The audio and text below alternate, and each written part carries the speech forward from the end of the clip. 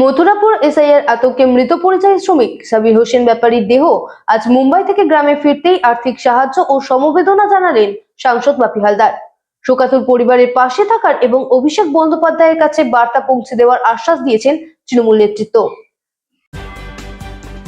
SIR hearing এর notice দেওয়ার আতঙ্কে মৃত সাবির হোসেন ব্যাপারীর বোম্বে থেকে আজ দেহ ফিরল বাড়িতে।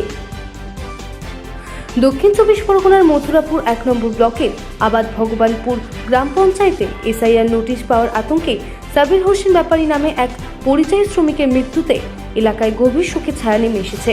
কর্মসূত্রে মুম্বাইতে কাজ করা ওই শ্রমিকের দেহ আজ গ্রামে ফিরলে তার পরিবারের সঙ্গে দেখা করতে যান মথুরাপুর লোকসভার সাংসদ বাপি হালদার, রায়দিঘির বিধায়ক অলোক জলদাতা এবং পঞ্চায়েত সমিতির সভাপতি মানবেন্দ্র হালদার সহ স্থানীয় তৃণমূল নেতৃবৃন্দ।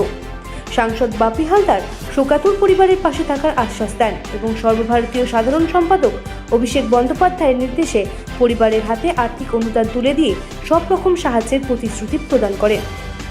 Bureau report, রাতদিন news network. এটা এর আগেও আপনারা দেখেছেন, এখনো পর্যন্ত প্রায় 85 থেকে 90 জন সারা বাংলাদেশে মারা গেছে। খুবই দুর্ভাগ্যজনক আমাদের। গত কয়েকদিন আগে পাশের গ্রামে একজন সাবত যিনি আছেন হাফেজ সাহেব, তিনিও মারা গিয়েছিলেন।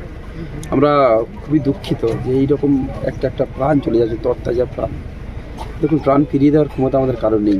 এরা যেভাবে অপরিকল্পিত লকডাউন করেছিল, অপরিকল্পিত নোটবন্দি করেছিল, একইভাবে 2 বছরের কাজটা 2 মাসে করতে গিয়ে মানুষের মধ্যে আতঙ্ক সৃষ্টি করে আজকে মানুষ মারার জন্য যে চক্রান্ত করছে, আগামী দিন বাংলার মানুষ 2026-এর যোগ্য বিচার করবে, যোগ্য জবাবের দেবে। এর প্রতিবাদ কী হবে? আমরা দেখুন, প্রতিবাদ কোথায় করব?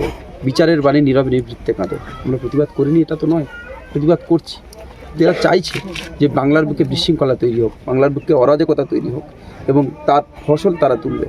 আমরা সেটা কখনোই মান্যতা দেব না, আমরা কখনোই সেই ফাঁদে পা দেবো না। আমাদের প্রিয় সকল জনসাধারণকে আমরা জানিয়েছি যে আপনারা সুস্থ থাকুন, ভালো থাকুন, কোনো রকম লিটিগেশনে পা না দিয়ে, ঝামেলায় পা না দিয়ে, প্ররোচনায় পা না দিয়ে নিজেরা সুস্থ থাকুন। আজকে আমাদের প্রিয় সাংসদ অভিষেক বন্দ্যোপাধ্যায় খবরটি শোনার পরে এমএলএ সাহেব আমাকে ব্লক সভাপতিকে প্রধানকে পাঠিয়েছেন।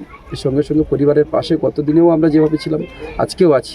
পরিবারকে আর্থিক সহযোগিতা আমরা তুলে দিলাম, প্রিয় সাংসদ অভিষেক বন্দ্যোপাধ্যায় পাঠিয়েছিলেন, সেই আর্থিক সহযোগিতা তুলে দিলাম। আগামী দিনেও পরিবারের পাশে যেটুকু সমস্যা যা আছে আমাদের সাধ্যমতো তার পাশে নিশ্চিতভাবে থাকবো। Thank you.